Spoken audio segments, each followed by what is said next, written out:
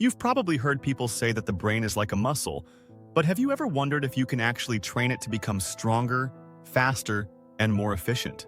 Think about it. Just as lifting weights strengthens your body, can mental exercises really improve memory, sharpen focus, and enhance cognitive health? Today, we're diving into that very question. You're in the right place if you've ever wanted to enhance your mental agility or keep your brain in top shape as you age. In this video, we'll explore how brain training works, the science behind it, and some practical exercises you can use immediately. Let's get into it. But before we get into the how, let's break down the key difference between training your muscles and training your brain. While our brains and muscles are both part of our body, they're fundamentally different organs. Muscles are made of contractile fibers that grow larger with use. Our brains, on the other hand, are a complex network of neurons that form connections. And this is where it gets fascinating. While our muscles bulk up with us, our brains don't, at least not in the same way. Instead, the brain has an incredible ability called neuroplasticity. Neuroplasticity allows our brains to form new neural connections, strengthen existing ones, and even rewire themselves in response to new experiences and learning. This is the core idea behind brain training, the ability to actively shape our brain's performance and adaptability. Now, let's get into the nitty-gritty. What does science say about brain training? Numerous studies have investigated the effects of mental exercises on cognitive function. One landmark study published in the journal Nature in 2006 looked at the impact of cognitive training on older adults. The researchers found that participants who engaged in reasoning tasks for 10 hours showed improvements in reasoning ability that lasted for at least 5 years. This suggests that targeted mental exercises can indeed lead to long-lasting cognitive benefits. But it's not just about doing puzzles or brain teasers. Learning new skills can also have a profound impact on brain structure and function. For instance, a study published in the journal Neurology in 2013 found that older adults who took up new hobbies like digital photography or quilting showed improved memory function. The researchers believe this was due to the sustained cognitive effort required to learn these new skills. So, we've established that brain training can have real effects. But how does it actually work? When we engage in mentally stimulating activities, we're essentially giving our neurons a workout. This increased neural activity can lead to several changes in the brain. It's important to note that these changes don't happen overnight. Just like building muscle, training your brain requires consistent effort over time. Now that we understand the why, let's talk about the how. What are some effective ways to train your brain? Let's look at some exercises that can give your neurons a good workout. 1. Learning a new language. This challenges your brain to create new neural pathways and can even increase the size of certain brain regions. 2. Playing a musical instrument. This engages multiple areas of the brain simultaneously, promoting neural growth and connectivity. 3. Solving puzzles and brain teasers. These activities can improve problem-solving skills and cognitive flexibility. 4. Physical exercise. Surprisingly, physical activity is great for your brain too. It increases blood flow to the brain and promotes the growth of new brain cells. 5.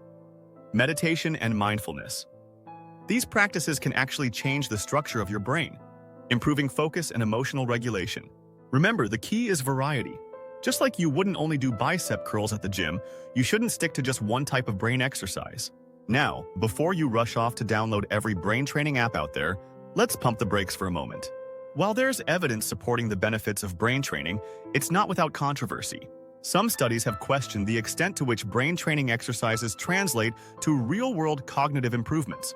A 2016 review published in Psychological Science in the Public Interest found that while brain training programs often lead to improvements in the specific tasks being trained, there's limited evidence that these benefits transfer to other cognitive skills or daily activities.